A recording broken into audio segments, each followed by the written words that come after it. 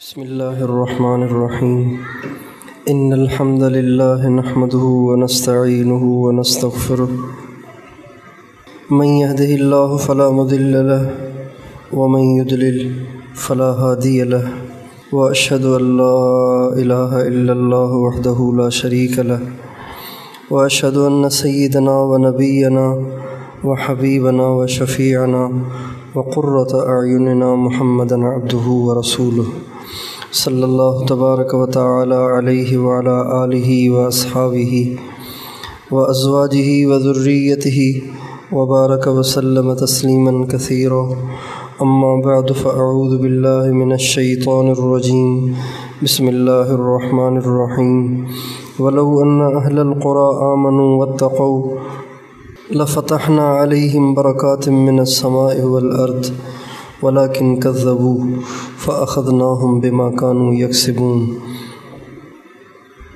سبحان ربك رب العزة عما يصفون وسلام على المرسلين والحمد لله رب العالمين اللهم صل على سيدنا محمد وعلى آل سيدنا محمد وبارك وسلم۔ قابل احترام میری ماؤں اور بہنوں اور بچیوں، دنیا سمجھتی ہے کہ زندگی کو لگژری بنانے کے لیے، خوشحال بنانے کے لیے اچھا گھر ہونا چاہیے، زیادہ پیسہ ہونا چاہیے اور دنیا کا سارا ساز و سامان ہونا چاہیے۔ جس گھر میں جو گھر اپنا ہے اور بڑا ہے، ماربل ٹائل سے بنا ہوا ہے اور اس میں کئی کمرے ہیں، اٹیچ باتھ ہے اور اس میں سولر سسٹم بھی ہے، بجلی بھی ہے، یو پی ایس بھی ہے، جنریٹر بھی ہے، واشنگ مشین بھی ہے اور اچھا خاصا ان کا کاروبار ہے اور مرد سارے بڑی بڑی نوکریوں پہ لگے ہوئے ہیں، عورتوں کے پاس کپڑوں کی بھرمار ہے، ہر گھر کی عورت کے پاس الگ الگ سونے کا سیٹ ہے اور لاکھوں روپے کا سونا ہے، 10 تولے، 15 20 تولے ہر عورت کے پاس سونا ہے اور سب صحت مند بھی ہیں، کوئی بیمار بھی نہیں ہے۔ تو دنیا سمجھتی ہے کہ سب سے زیادہ خوشحال گھر یہی ہے، حالانکہ ایسے نہیں ہیں، بلکہ سب سے زیادہ خوشحال گھر وہ ہے کہ جس گھر میں اللہ کی کوئی نافرمانی نہ ہو، یہ سب سے زیادہ خوشحال گھر ہے اور سب سے زیادہ کامیاب گھر ہے اور سب سے زیادہ اسی گھر میں سکون ہوگا۔ جس گھر میں دنیا جہاں کی ساری چیزیں ہیں لیکن اللہ کی نافرمانیاں ہیں، سچ پوچھیں اس گھر کا سکون اللہ چھین لیتا ہے، ایسے گھر والوں کا سکون اللہ چھین لیتا ہے، ایسے گھر کی خوشیاں اللہ چھین لیتا ہے، ایسے گھر میں سب کچھ کے ہوتے ہوئے بھی ہر ایک اپنے آپ کو تنہا اور بے یار و مددگار، اپنے آپ کو اکیلا محسوس کرتا ہے۔ مگر جس گھر میں اللہ کا دین ہو، اور جس گھر میں اللہ کے احکام زندہ ہوں، حضرت محمد صلی اللہ علیہ وسلم کے طریقے زندہ ہوں، کوئی اللہ کی نافرمانی نہ ہو، نہ زبان سے، نہ آنکھ سے، نہ کان سے، نہ کسی اور طریقے سے کوئی اللہ کی نافرمانی نہ ہو، تو یہ گھر اپنا نہ ہو، کرائے کا ہو، اس میں ایئر کنڈیشن نہ ہو، پرانے سے پنکھے ہوں اور وہ بھی نہ ہوں ہاتھ والے پنکھے ہوں، واشنگ مشین نہ ہو، وہی پرانے زمانے کی طرح سے ہاتھوں سے کپڑے کوٹ کے دھوئے جاتے ہوں اور اس میں سوئی گیس بھی نہ ہو، لکڑیاں جلائی جاتی ہوں انگارے جلائے جاتے ہوں اور اس گھر میں بجلی کا بل پلانے کے لیے ان کے پاس پیسے بھی نہ ہوں، مرد بے روزگار ہوں، ایک ہی کمانے والا ہو، وہ کما کے آتا ہے اور آ کے وہ بچوں کو کھلاتا ہے، اگر اتنی بھی تنگی ہوگی لیکن اللہ کے حکم پورے ہوں گے اور حضرت محمد صلی اللہ علیہ وسلم کے طریقے ہوں گے، اللہ کی کوئی نافرمانی نہیں ہوگی، تو یہ گھر خوشحال رہے گا، پرسکون رہے گا۔ یہ جو قرآن پاک کی آیت میں نے آپ کے سامنے پڑھی ہے، یہ جتنی میں نے بات کی ہے، یہ ساری بات اس قرآن کی آیت کا نچوڑ ہے۔ اللہ تعالیٰ فرماتے ہیں وَلَوْ أَنَّ أَهْلَ الْقُرَىٰ آمَنُوا وَاتَّقَوْا لَفَتَحْنَا عَلَيْهِمْ بَرَكَاتٍ مِّنَ السَّمَاءِ وَالْأَرْضِ وَلَٰكِن كَذَّبُوا فَأَخَذْنَاهُمْ بِمَا كَانُوا يَكْسِبُونَ۔ اللہ فرماتے ہیں اگر دنیا کے رہنے والے لوگ ایمان لائیں اور متقی بن جائیں، یعنی گناہوں کو چھوڑ دیں، مومن ہو جائیں، گناہوں کو چھوڑ دیں، تو میں ان کے لیے برکتوں کے دروازے کھول دوں گا، میں ان کے لیے برکتوں کے دروازے کھول دوں گا۔ اور یہ جو اللہ تعالیٰ نے فرمایا نا وَلَوْ أَنَّ، یہ جو لفظ لو ہے عربی میں، اس لو کے اندر آرزو کا معنی بھی ہوتا ہے، آرزو کا، تمنا کا معنی بھی ہوتا ہے، اور اظہار افسوس کا معنی بھی اس میں ہوتا ہے۔ تو گویا اللہ تعالیٰ فرما رہے ہیں اے کاش کہ یہ دنیا میں رہنے والے لوگ مومن ہوتے اور متقی ہوتے، ان کی زندگیاں نافرمانی سے پاک ہوتی، تو میں ان کے لیے برکتوں کے دروازے کھول دیتا، لیکن یہ کرتے ہی نہیں ہیں۔ وَلَٰكِن كَذَّبُوا، لیکن یہ میری باتوں کو جھٹلاتے ہیں، میری باتوں کو جھٹلاتے ہیں۔ میں کہتا ہوں سکون ہے ذکر میں، یہ کہتے ہیں سکون ہے میوزک میں۔ میں کہتا ہوں سکون ہے حلال میں، یہ کہتے ہیں مزہ آتا ہے حرام میں۔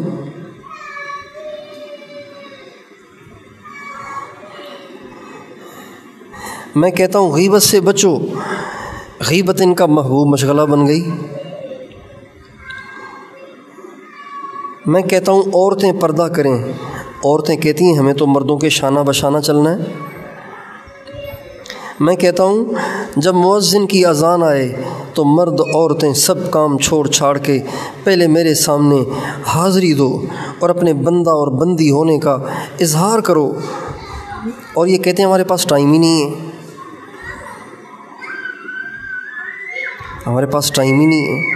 میں کہتا ہوں درگزر کرو، معاف کرو، یہ تھوڑی تھوڑی باتوں پہ ایک دوسرے سے تعلق توڑ دیتے ہیں، تھوڑی تھوڑی باتوں پہ ایک دوسرے سے بات بند کر دیتے ہیں، تھوڑی تھوڑی باتوں پہ رشتے ناطے توڑ دیتے ہیں، آنا جانا چھوڑ دیتے ہیں، تعلقات توڑ دیتے ہیں۔ وَلَٰكِن كَذَّبُوا، لیکن یہ میری باتوں کو جھٹلاتے ہیں۔ پھر کیا ہوتا ہے فَأَخَذْنَاهُمْ بِمَا كَانُوا يَكْسِبُونَ، پھر میں ان کے ان کرتوتوں کی وجہ سے، ان کی ان نافرمانیوں کی وجہ سے پھر ان کو پکڑتا ہوں۔ میری ماں و بہنوں، اگر ہم زندگی کو پرسکون بنانا چاہتے ہیں تو ہم اپنے آپ کو اللہ کا بندہ اور اللہ کی بندی بنانے کی کوشش کریں، اپنی زندگی کو گناہوں سے پاک کریں۔ ہماری زندگی میں کوئی کام حرام نہیں ہونا چاہیے۔ ہمارے زمانے میں حرام حلال اتنا مکس ہو گیا ہے کہ اب اس کو الگ الگ کرنا ہی ایک مشکل لگتا ہے۔ ایک مثال کے طور پہ چینی اور ٹوٹا چاول آپ سمجھتی ہوں گی نا، ٹوٹا چاول، وہ جو ٹوٹے ہوئے چاول کے ہوتے ہیں نا، ایک چاول تو ہوتا ہے سیلا، اس کے دانے بڑے بڑے ہوتے ہیں، ایک ہوتا ہے ٹوٹا چاول۔ تو یہ ٹوٹا چاول اور چینی، 1 کلو چینی 1 کلو ٹوٹا چاول، اگر آپ ان دونوں کو مکس کر دیں، بالکل مکس کر دیں، ایک برتن میں ڈال کے دونوں کو مکس کر دیں، اب آپ کسی سے کہیں کہ جی اس کو الگ الگ کرو، تو مشکل ہے کہ نہیں؟ مشکل ہے نا۔ چینی کے دانے بھی چھوٹے چھوٹے، چاول کے دانے بھی چھوٹے چھوٹے، اور 1 کلو، تو اس کے لیے تو سارا دن چاہیے، سارے دن میں بھی یہ الگ نہیں ہوں گے، سر میں درد ہو جائے گا الگ الگ کر کے۔ آج ہماری زندگیاں حرام حلال ایسے مکس ہوا ہے جیسے چینی اور ٹوٹے چاول کے دانے آپس میں مکس ہوئے ہیں کہ علیحدہ کرنا ہی مسئلہ ہو رہا ہے۔ اتنا حرام اور حلال ہماری زندگی میں مکس ہو گیا ہے، اتنے ہم نافرمانی میں جا پڑے ہیں، اتنے ہم اللہ سے دور ہو گئے ہیں، اتنے دین سے دور ہو گئے ہیں، اور کم قسمتی سے دین صرف نمازی کو سمجھا جاتا ہے، بس نماز پڑھ لی بس۔ اور کسی نے بڑا تیر مار لیا تو اپنی بچی کو عالمہ بنا دیا، قرآن پڑھا دیا، یہ تو بس انتہا ہو گئی۔ نہیں، یہ انتہا نہیں ہے۔ دین بچوں کو عالمہ بنانے، بچیوں کو عالمہ بنانا اور بچوں کو عالم بنانے ہی کا نام نہیں ہے، بلکہ دین تو ایک زندگی ہے جس کا آپ سے مطالبہ ہے، آپ کے بچوں سے الگ مطالبہ ہے، آپ کی بچیوں سے الگ مطالبہ ہے، آپ سے الگ مطالبہ ہے۔ آپ کا بولنا کیسا، آپ کا دیکھنا کیسا، آپ کا سننا کیسا، آپ کا چلنا کیسا، آپ کی ترجیحات کیا ہیں، آپ کی پسند ناپسند کیا ہے، آپ کس کو عزت کی نگاہ سے دیکھتی ہیں، کس کو ذلت کی نگاہ سے دیکھتی ہیں، کس کو عظمت کی نگاہ سے دیکھتی ہیں، کس کو حقارت کی نگاہ سے دیکھتی ہیں، ان سب باتوں میں دین کو اختیار کرنا ہے۔ کس کے قریب ہونا ہے، کس سے دور ہونا ہے، کس لہجے میں بات کرنی ہے، کس لہجے میں بات کرنی ہے۔ عورت کو بات کرنے کا لہجہ بھی اللہ نے بتایا ہے، قرآن میں بتایا ہے کہ عورت کا لہجہ کیا ہونا چاہیے بات کرنے کا۔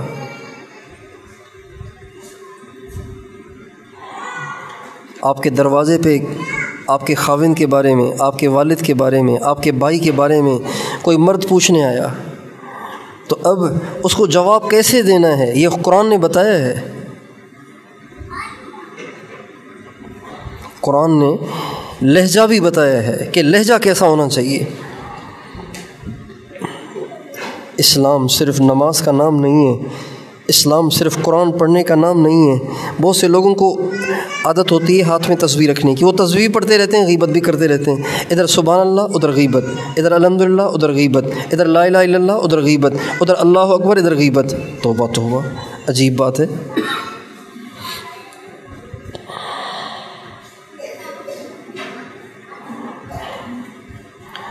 دنیا داروں کو عزت کی نگاہوں سے دیکھنا گناہ ہے، اور دین داروں کو، نیک لوگوں کو حقارت کی نگاہوں سے دیکھنا یہ بھی گناہ ہے۔ اس کو گناہ ہی نہیں سمجھتے۔ ہمارے پکے نمازی اور پکے دیندار کسی افسر کو جس عظمت کی نگاہوں سے دیکھتے ہیں، ایک عالم کو اس عظمت کی نگاہوں سے نہیں دیکھتے۔ اس لیے دین صرف نماز کا نام نہیں ہے۔ دین کیا ہے؟ دین یہ ہے کہ اپنی مرضی چھوڑ دی جائے، اب نہ پسند میری نہ ناپسند میری،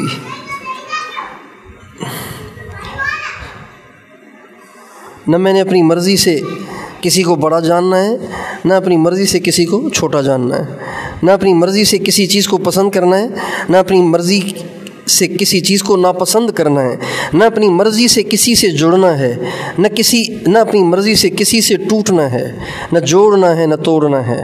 اپنی مرضی سے نہیں جوڑنا، اپنی مرضی سے نہیں توڑنا، اپنی مرضی سے تعلقات قائم نہیں کرنے، اپنی مرضی سے اپنی زندگی کا کوئی لمحہ نہیں گزارنا۔ اس کا نام دین ہے، اس کا نام اسلام ہے۔ اور یہ مشکل اس لیے لگتا ہے کہ ہم نے خود ہی اپنے ہاتھوں سے حرام حلال کو مکس کر دیا، جیسے چینی کے دانے اور ٹوٹے چاول مکس ہوئے ہیں۔ اب کون علیحدہ کرے؟ علیحدہ تو کرنا پڑے گا نا۔ اب آپ چاول پکائیں اور چینی علیحدہ نہ کریں تو وہ کیا بن جائے گا؟ اور آپ چائے میں ڈالیں چینی چاول دونوں تو چائے کیا بن جائے گی؟ اس کو تو الگ کرنا پڑے گا نا۔ چاول پکانے تو چینی کو الگ کرنا پڑے گا، چائے میں ڈالنا ہے تو چاولوں کو الگ کرنا پڑے گا، پھر آپ ڈالیں چینی اس میں۔ تو آج زندگیاں اجیرن ہیں، زندگیوں کا سکون لٹ چکا ہے، آپس میں محبتیں نفرتوں میں بدل گئی ہیں، زندگی کی برکتیں ختم ہو گئی ہیں۔ زندگی میں جو برکت ہوا کرتی تھی، جو سکون ہوا کرتا تھا، جو آپس میں محبت کا ماحول ہوا کرتا تھا، جو دلوں کے اندر وسعت ہوا کرتی تھی، اب وہ ساری چیزیں پتہ نہیں کہاں چلی گئی ہیں، اور اس کی وجہ ہماری زندگیوں میں گناہوں کا آ جانا ہے۔ ہم اپنی زندگیاں گناہوں سے پاک کریں، اینک اینک، وہ جو ایک ہوتی ہے دور والی اینک، ایک ہوتی ہے قریب والی اینک، قریب والی اینک لگا کر اپنے آپ کو چیک کریں کہ مجھ میں کون کون سی خامیاں ہیں، اور ایک ایک کر کے ان کو دور کرنے کی کوشش کریں۔ آپ کی زبان بے لگام ہے، اسے قابو میں لائیں، یہ زبان جہنم میں لے جائے گی۔ حضرت ابوبکر صدیق جو افضل البشر ہیں بعد الانبیاء، بالتحقیق ہیں انبیاء کے بعد سب سے زیادہ افضل ترین انسان حضرت ابوبکر صدیق رضی اللہ تعالی عنہ ہیں۔ یہ وہ ہیں کہ ہمارے نبی نے اپنی زندگی میں جن کو اپنے مصلی پہ کھڑا کیا اور جن کے پیچھے سارے صحابہ کو کھڑا کیا، سارے صحابہ کو جن کا مقتدی بنایا، یہ وہ ابوبکر صدیق ہیں۔ جب امیر بنے تو مسلمانوں نے امیر بنا دیا، نہیں بننا چاہتے تھے، بنا دیا گیا۔ جب بنا دیا گیا اور ایک دفعہ آپ نے دیکھا کہ اب امت جمع ہو گئی ہے اور اب انتشار کا خدشہ ختم ہو گیا ہے، تو آپ نے 3 دن مسلسل ہر نماز پڑھاتے، اس کے بعد ممبر پہ کھڑے ہو جاتے اور فرماتے، لوگو میں تم میں سب سے اچھا نہیں ہوں، میرا درجہ تم میں سب سے اونچا نہیں ہے، لہٰذا تم آپس میں مشورہ کر لو، کسی اور کو امیر بنا لو، میں اس لائق نہیں ہوں۔ حضرت علی المرتضیٰ رضی اللہ تعالیٰ عنہ کھڑے ہو جاتے اور فرماتے، ابو بکر آپ یہ مت سوچیں کہ ہم آپ کو ہٹنے دیں گے، ہمارے جیتے جی آپ امارت کو نہیں چھوڑ سکتے، ہم آپ کو نہیں ہٹنے دیں گے، اور آپ کے ہوتے ہوئے کسی کو بننے بھی نہیں دیں گے اور آپ کو ہٹنے بھی نہیں دیں گے۔ 3 دن مسلسل ہر نماز کے بعد حضرت علی، وہ حضرت ابوبکر فرماتے تھے مجھے ہٹا دو، حضرت علی فرماتے تھے نہیں ہٹنے دیں گے۔ اتنے بڑے آدمی۔ حضرت عبداللہ بن عباس فرماتے ہیں ایک دفعہ میں نے دیکھا کہ انہوں نے اپنی زبان کو اپنے ہاتھوں میں پکڑا ہوا ہے، اپنے ہاتھ میں پکڑا ہوا ہے اور زبان کو کھینچ رہے ہیں باہر۔ ارے یہ کیا کر رہے ہیں؟ تو عبداللہ بن عباس حاضر ہوئے، حضرت یہ کیا کر رہے ہیں آپ؟ تو فرمانے لگے یہی تو ہے جو ہلاکت کی جگہوں میں لے جاتی ہے، اس لیے میں اس کو کھینچ رہا ہوں۔ یہ زبان انسان کو ہلاک کر دیتی ہے۔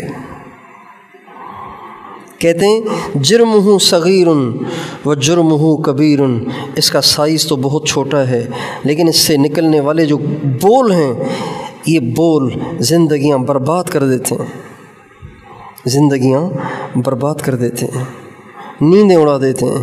کہنے والے ایک بول بولتے ہیں نا، کہنے والے ایک بول بولتے ہیں اور وہ تو محسوس ہی نہیں کرتے کہ ہم نے کچھ کہا ہے، لیکن اگلا اس بول کو سوچ سوچ کے ساری رات سو بھی نہیں پاتا۔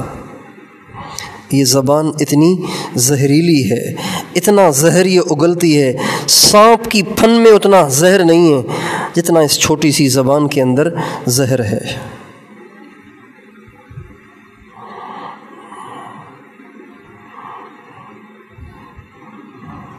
ہمارے نبی سے حضرت معاذ بن جبل نے پوچھا ای الاعمال افضل، یا رسول اللہ سب سے افضل عمل کیا ہے؟ آپ نے فرمایا الصمت، خاموش رہنا، یہ سب سے بڑا عمل ہے۔ وحسن الخلق، اچھے اخلاق اور خاموش رہنا، یہ سب سے بڑا افضل عمل ہے۔ حضرت معاذ بن جبل سے آپ علیہ السلام نے فرمایا معاذ کیا میں تمہیں ایسی چیز بتاؤں کہ جس سے تیرا سارا دین محفوظ ہو جائے، تیری ساری نیکیاں محفوظ ہو جائیں؟ جیسے پیسے کی حفاظت کے لیے تجوری رکھی جاتی ہے نا، یا جیب میں پرس رکھا جاتا ہے، عورتیں پرس رکھتی ہیں، مرد بھی جیب میں پرس رکھتے ہیں، اور زیادہ پیسہ، زیادہ مال، زیور، سونا اس کو تجوری میں بند کیا جاتا ہے۔ تو آپ علیہ السلام فرماتے ہیں کیا میں تمہیں سارے دین کو محفوظ کرنے والی چیز بتاؤں؟ تو حضرت معاذ بن جبل کہنے لگے ضرور یا رسول اللہ۔ آپ نے فرمایا اپنی زبان کو قابو میں رکھو، زبان کو جب قابو میں رکھو گے تمہارا سارا دین محفوظ ہو جائے گا۔ تو حضرت معاذ بن جبل کہنے لگے یا رسول اللہ کیا زبان کی وجہ سے بھی انسان نقصان اٹھاتا ہے؟ کیا زبان کی وجہ سے بھی انسان نقصان اٹھاتا ہے؟ تو آپ نے فرمایا ثقلت کا امک یبن جبل هل یکب الناس علی مناخر وجوہہم الا حصائد السنتہم۔ آپ نے فرمایا تیری ماں تجھے گم کرے جبل کے بیٹے، انسان کو منہ کے بل جہنم میں گرانے والے زبان سے نکلنے والے الفاظ ہی تو ہوتے ہیں۔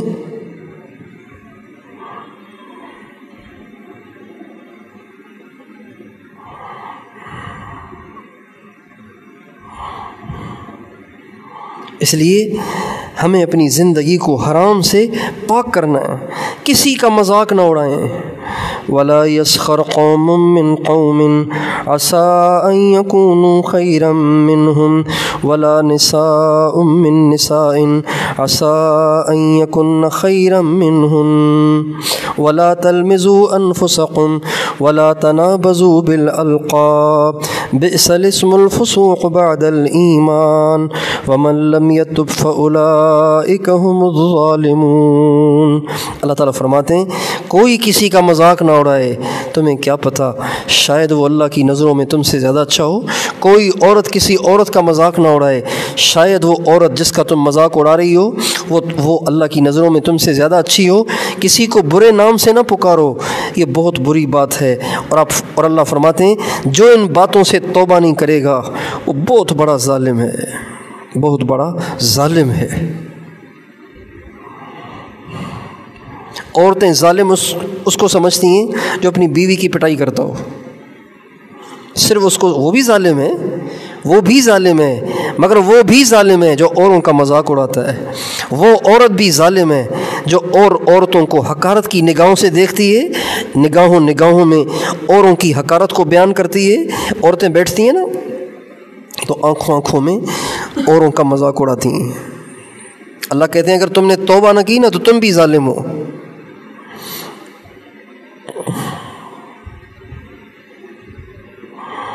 اس لیے زندگی کو اگر پرسکون بنانا ہے حرام کو نکال دیں، ناجائز کام چھوڑ دیں۔ وہ گھر جس میں حرام نہ ہو، اللہ کی نافرمانی نہ ہو، اللہ اسے جنت کا ٹکڑا بنا دیتے ہیں، جنت کا ٹکڑا بنا دیتے ہیں۔ جس گھر میں ہمارے نبی کی ساری سنتیں ہوں، اللہ پاک کی کوئی نافرمانی نہ ہو، سچ پوچھیں اگر وہ گارے مٹی کا بھی بنا ہوا ہے نا تو وہ جنت کا ٹکڑا ہے، اس میں سکون ہے۔ آپ کوئی ایک گھر ایسا ڈھونڈیں، اگر کوئی ایسا گھر مل جائے آپ اس گھر میں کچھ دیر بیٹھ کے دیکھیں، پھر آپ کو میری بات کا یقین آئے گا کہ بے شک جس گھر میں اللہ کی نافرمانی نہیں ہوتی اس گھر میں کتنا سکون ہوتا ہے۔ ایک دفعہ ہم گئے اجتماع میں تھے ہم رائے کے اجتماع میں، تو رائے کے اجتماع میں ایسے ہوتا ہے کہ لاکھوں کا مجمع ہوتا ہے۔ اب لاکھوں کے مجمع کے لیے پتہ ہے کیا انظام ہوتا ہے؟ نیچے پرالی بچھاتے ہیں، پرالی کو سندھی میں کہتے ہیں پلال، وہ جو خشک گھاس ہوتی ہے نا جو انڈے کی حفاظت کے لیے کریٹ کے اندر ڈالتے ہیں نا، اس کو پلال کہتے ہیں، پرالی، وہ نیچے بچھائی جاتی ہے۔ اور وہ بھی ساری نہیں ملتی، کسی کو 2 تن کے، کسی کو 10 تن کے، کسی کو 15 تن کے، بس ایسے ملتی ہے۔ اس کے اوپر بچھاتا ہے ہر انسان اپنی چٹائی اور اس کے اوپر لگاتا ہے اپنا بستر۔ اچھا یہ تو ہو گیا نیچے۔ اوپر کیا ہے؟ اوپر اپنے ہاتھ سے ایک کپڑا لے جاتے ہیں، اس کی چھت بنا دیتے ہیں۔ کپڑا چوکور کپڑا ہوتا ہے، اس کے 4 کونے بانسوں میں باندھے جاتے ہیں اور اس کپڑے کے نیچے رہنا ہوتا ہے۔ اوپر دھوپ بھی پڑتی ہے، بارش ہو جائے تو پانی بھی آ جاتا ہے، نیچے کیچڑ بھی ہو جاتا ہے اور نیچے تو مٹی ہوتی ہے۔ اس میں 3 دن ہم گزارتے ہیں، 3 دن مسلسل اس میں گزارتے ہیں، 3 راتیں 3 دن ہم گزارتے ہیں۔ تو ایک دفعہ ہمارے علاقے سے جو لوگ گئے تھے ان سب کو ساتھیوں نے جمع کیا، کہا آپ ان سے تھوڑی سی بات کریں۔ میں نے ان سے بات کی، میں نے کہا بھائی آپ سارے خوش ہیں یہاں پہ؟ کہنے لگے بہت خوش ہیں۔ میں نے کہا بے سکونی ہے یا سکون ہے؟ کہنے لگے بہت سکون ہے۔ تو میں نے کہا سکون کیوں مل رہا ہے آپ کو؟ بیت الخلاء پہ جاتے ہیں تو 6 آدمی، 8 آدمی، 10 آدمی کھڑے ہوتے ہیں۔ اب بیت الخلاء کے سامنے لائن لگی ہوئی ہے، لائن، ایک آدمی جائے گا، پیشاب کرے گا، استنجا کرے گا، باہر نکلے گا، پھر دوسرا جائے گا، پھر تیسرا جائے گا، پھر 10ویں نمبر پہ نمبر آتا ہے۔ کتنا انتظار کرنا پڑتا ہے، کتنی بڑی تکلیف ہے۔ اور وضو کرنے کے لیے ½ کلومیٹر دور جانا پڑتا ہے، ½ کلومیٹر نہیں تو کم از کم 1/4 کلومیٹر تو ضرور جانا پڑتا ہے۔ وضو کرنے کے لیے آدھا کلومیٹر دور جانا پڑتا ہے، اتنی تکلیف۔ اور بیت الخلاء کا حال وہ ہے، اور گندے ہو رہے ہوتے ہیں بیت الخلاء، اور سونے کے لیے کوئی گدا نہیں ہے، گھاس پہ مٹی میں، دھوپ دن کو دھوپ پریشان کرتی ہے اور رات کو سردی پریشان کرتی ہے، گرمی بھی لگتی ہے سردی بھی لگتی ہے، مٹی بھی سارا دن اڑ رہی ہوتی ہے، شکلیں عجیب سی ہو جاتی ہیں۔ تو میں نے ان سے پوچھا آپ لوگوں کو سکون بھی ہے؟ کہنے لگے ہاں سکون بھی ہے، بہت سکون ہے۔ میں نے کہا گھر میں زیادہ ہوتا ہے یا یہاں؟ کہتے ہیں یہاں زیادہ ہوتا ہے۔ تو میں نے کہا کیوں؟ گھر میں ایئر کنڈیشن ہے، یہاں ایئر کنڈیشن نہیں ہے، گھر میں ماربل کا فرش ہے، ٹائلوں کا فرش ہے، یہاں پہ تو مٹی ہے، اور گھر میں تو پاس ہی بیت الخلاء ہے، اور یہاں تو بیت الخلاء کے لیے آپ کو آدھا کلومیٹر طے کرنا پڑتا ہے، وضو کرنے کے لیے آدھا کلومیٹر دور جانا پڑتا ہے، اتنی لمبی لائن میں لگنا پڑتا ہے۔ گھر میں تو بیوی پکایا کھانا آپ کے سامنے پیش کرتی ہے، آپ کہتے ہیں نمک کم ہے اور پکا ہوا صحیح نہیں ہے، اور یہ کیا پکایا ہے، روز تم کیا پکا کے لے آتی ہو، دماغ خراب کر دیا تم نے۔ یہاں تو آپ کو ہوٹل پہ جانا پڑے گا، کینٹین پہ جانا پڑے گا، لمبی لائن میں لگنا پڑے گا، اور جو وہاں والوں نے پکایا ہے وہی کھانا پڑے گا، آپ کی مرضی نہیں چلے گی یہاں۔ پھر بھی آپ کو سکون ہے؟ کہنے لگے پھر بھی سکون ہے۔ تو میں نے کہا آپ اس کی کیا وجہ سمجھتے ہیں، کیوں سکون ہے یہاں پہ؟ سکون کے اسباب تو کوئی نہیں ہے یہاں پہ، نہ اے سی ہے، نہ قالین ہے، نہ فرش ہے، نہ بستر اچھا ہے، نہ کھانا اچھا ہے، نہ سہولتیں ہیں، مشقت پریشانی، مشقت ہے، سکون ہے، کیوں؟ وجہ کیا ہے اس کی؟ تو سارے خاموش۔ میں نے ان سے کہا بھئی سکون جو وجہ محسوس ہو رہا ہے نا، یہ اس لیے ہو رہا ہے کہ اس پورے پنڈال میں جو کئی کلومیٹر میں پھیلا ہوا ہے، اس میں کہیں اللہ کی نافرمانی نہیں ہے، اس لیے آدھا کلومیٹر دور بھی جا کے پیشاب کرنا مشکل نہیں لگ رہا، آدھا کلومیٹر دور جا کے وضو کر کے آنا مشکل نہیں لگ رہا، مٹی میں پڑے رہنا مشکل نہیں لگ رہا، گھاس پہ سونا مشکل نہیں لگ رہا۔ ہر مشکل آپ کے لیے پریشانی کا باعث نہیں ہے، بلکہ آپ کو سکون مل رہا ہے۔ اچھا پھر ایسے حال میں بارش بھی ہو جاتی ہے بعض دفعہ، یہ جو مارچ میں رائیون میں اجتماع ہوتا ہے اس میں ہمیشہ بارش ہو جاتی ہے، اور سردی کا زمانہ بھی اور بارش بھی۔ اب وہ بستر سارے گیلے اور پانی ٹخنوں تک، اور بعض دفعہ پنڈلیوں تک پانی کھڑا ہو جاتا ہے۔ اب سارے دعائیں کر رہے ہیں یا اللہ بارش روک دے، لیکن بھاگتے نہیں ہیں، جاتے نہیں ہیں کہیں۔ بھئی چلے جاؤ تم، اتنی بارش ہو گئی ہے تو جاتے بھی نہیں ہیں، کیوں؟ تو میں ان سے بہت دفعہ پوچھتا ہوں، کہتے ہیں بس ہے تو بارش، ہے تو تکلیف، لیکن اس میں بے سکونی نہیں ہے، سکون بڑا ہے۔ جب انسان اللہ کو راضی کر رہا ہوتا ہے، جب اللہ پاک کے حکم پہ چل رہا ہوتا ہے، اللہ پاک کے حکم پورے کر رہا ہوتا ہے، اللہ پاک کی نافرمانی سے بچ رہا ہوتا ہے، تو بیماریاں تو آتی ہیں، وہ تو زندگی کا حصہ ہیں، تنگی بھی آتی ہے، یہ بھی زندگی کا حصہ ہے، کبھی بجلی کا بل پلانے کے لیے پیسے بھی نہیں ہوتے، یہ بھی زندگی کا حصہ ہے، غربت اور امیری اور بیماری اور تنگی اور پریشانی اور یہ ساری چیزیں زندگی کا حصہ ہیں، یہ سب آتی ہیں، لیکن دل میں سکون ہوتا ہے، دل میں سکون ہوتا ہے۔ ہمارے حضرت ایک دفعہ مثال دے رہے تھے کہ جب اللہ پاک سے تعلق انسان کا مضبوط ہو جاتا ہے نا، تو پریشانیاں تو اس پہ آتی ہیں، چونکہ دنیا میں پریشانیاں تو سب پہ آتی ہیں، لیکن اس کو پریشانیاں محسوس نہیں ہوتی۔ اس کی مثال بالکل ایسی ہے جیسے ایک آدمی گاڑی میں بیٹھا ہوا ہے، شیشے بند ہیں اور باہر شدید آندھی اور بارش اور آندھی اور مٹی۔ اب باہر بارش بھی ہو رہی ہے، آندھی بھی ہے، مٹی بھی اڑ رہی ہے، لیکن یہ جو شیشے میں بیٹھا ہوا ہے اس کو نظر تو سب کچھ آ رہا ہے، لیکن محسوس کچھ نہیں ہو رہا۔ اللہ پاک ایسے زندگی میں سکون دے دیتا ہے۔ آپ ساری بہنوں سے دست بستہ درخواست ہے، اللہ کو راضی کریں، اپنی زندگی سے گناہوں کو نکالیں، اللہ پاک کو راضی کریں، حضرت محمد صلی اللہ علیہ وسلم کی ہر سنت کو اپنی زندگی میں لانے کی کوشش کریں، اپنے نبی سے محبت کریں، اپنے نبی کے تذکرے کریں، اپنے گھر میں اپنے نبی کے اتنے تذکرے کریں کہ آپ کے بچے حضور صلی اللہ علیہ وسلم کو اتنا چاہیں کہ دنیا کا کوئی دنیا دار ان کو اچھا ہی نہ لگے۔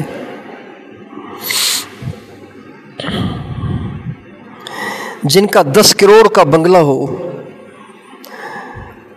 70-80 کروڑ کا بنگلہ ہو کسی کے پاس، تو بتائیے اس کو 6-7 لاکھ والا یا 20 لاکھ والا یا 50 لاکھ والا 80-90 لاکھ والا گھر اچھا لگے گا جس میں ماربل لگی ہوئی ہے؟ جن کے پاس 90 کروڑ کا بنگلہ ہوگا ان کو یہ کیسے اچھا لگے گا؟ ہمارے نبی سے اتنی محبت ہو، ہماری نسل کو، ہماری عورتوں کو، ہمارے بچوں کو، مردوں کو اتنی محبت ہو کہ دنیا دار ان کو اچھے ہی نہ لگیں۔ میں تو حیرت ہوتی ہے کہ یہ سیاسی لیڈروں کے پیچھے ہمارے بچے نعرے لگاتے رہتے ہیں، گاڑی میں کھڑے ہو کے ان کے لیے ناچتے رہتے ہیں، ان کے لیے الیکشن میں ورک کر رہے ہوتے ہیں اور بڑے بڑے ڈیگ لگا کے ناچ رہے ہوتے ہیں اور ان کے نام سے زندہ آباد اور ان کے مخالفین کے نام پہ مرد آباد کے نعرے لگا رہے ہوتے ہیں۔ تو حیرت ہوتی ہے کہ ان بچوں کو کیا ہو گیا ہے؟ یہ کس کے لیے زندہ آباد کہہ رہے ہیں؟ عیبوں سے بھرے ہوئے ایک انسان کے لیے اتنے زیادہ نعرے لگا رہے ہیں اور ایسے ان کے دیوانے ہوئے ہیں، ان کے پیچھے پاگل ہوئے ہیں۔ حالانکہ اگر وہ وزیر اعظم بن بھی گیا تو ان کو کیا کرے گا؟ زندگی بنانا بگاڑنا تو اللہ کے ہاتھ میں ہے۔ تو پھر یہ بات سمجھ میں آتی ہے کہ ان بچوں کا جو اپنے لیڈروں کے نام لے لے کر ان کے نعرے لگا کر ڈانس کر رہے ہوتے ہیں، ان کو ان کی ماؤں نے، ان کے باپ نے بتایا نہیں کہ حضور کی شان کیا ہے۔ اگر انہیں پتہ ہوتا کہ حضور اکرم صلی اللہ علیہ وسلم کی کیا شان ہے، آپ کا کیا مقام ہے، آپ کا کیا رتبہ ہے، تو دوسرا کوئی ان کی نگاہوں میں جچی نہ پاتا۔ وہی جچتا جو ان کے نقش قدم پہ چلتا ہوا نظر آتا۔ اس لیے ہم اپنے گھروں میں اپنے نبی کے خوب تذکرے کریں، اپنے گھر کو گناہوں سے پاک کریں، اللہ کے احکام پورے کریں، اذان سنتے ہی نماز پڑھیں، روزانہ قرآن پاک کی تلاوت کریں، تنہائی میں بیٹھ کے اللہ کو یاد کریں، رو رو کے اللہ سے ہدایت کی دعائیں کریں، عافیت کی دعائیں کریں۔ اپنے گھر سے ساری اللہ کی نافرمانیاں نکال کے پچھلی زندگی پہ سچی توبہ کر لیں۔ اللہ بڑے مہربان ہیں، جب بندہ اور بندی کتنے بڑے گناہ گار ہوں اپنے رب کے سامنے جھک جاتے ہیں، سچی توبہ کر لیتے ہیں، اللہ ان کی زندگی کے سارے گناہوں کو معاف کر دیتے ہیں اور ایسے ان کو پاک صاف کر دیتے ہیں جیسے اب تک انہوں نے کوئی گناہ کیا ہی نہیں ہے۔ تو میں بھی توبہ کرتا ہوں، آپ سے زیادہ گناہ گار ہوں، آپ سے زیادہ خطا کار ہوں، آپ بھی توبہ کر لیں۔ توبہ کیے بغیر ہم میں سے کسی کا چارہ نہیں ہے، ہم میں سے کوئی بھی توبہ کیے بغیر اللہ کو راضی کر نہیں سکتا۔ ہم سارے خطا کار ہیں، ایک کشتی کے سوار ہیں۔ اللہ کے سامنے روئیں، اللہ سے معافی مانگیں اور زندگی پہ بھروسہ نہیں ہے۔ ایسے نہ ہو کہ کل موت کا پیام آ جائے اور ہمیں جانا پڑ جائے۔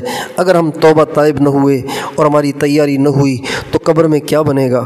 بچے تو دفنا کے چھوڑ کے آ جاتے ہیں، زیادہ سے زیادہ قرآن خوانی کریں گے اور تو کچھ نہیں کر سکتے۔ کیا منہ دکھائیں گے اللہ کو، کیا منہ دکھائیں گے اللہ کو اگر اللہ کو راضی کیے بغیر اس کی نافرمانیوں میں زندگیاں گزار کے مر گئے۔ اللہ تعالیٰ مجھے اور آپ کو صحیح سمجھ عطا فرمائے، سچی توبہ کرنے کی توفیق عطا فرمائے، اپنے پورے دین پر چلنے کی توفیق دے، خود بھی چلیں، اوروں کو بھی اس کی دعوت دیں، اوروں کو بھی یہ بات سمجھائیں۔ اللہ تعالیٰ مجھے اور آپ کو توفیق دے۔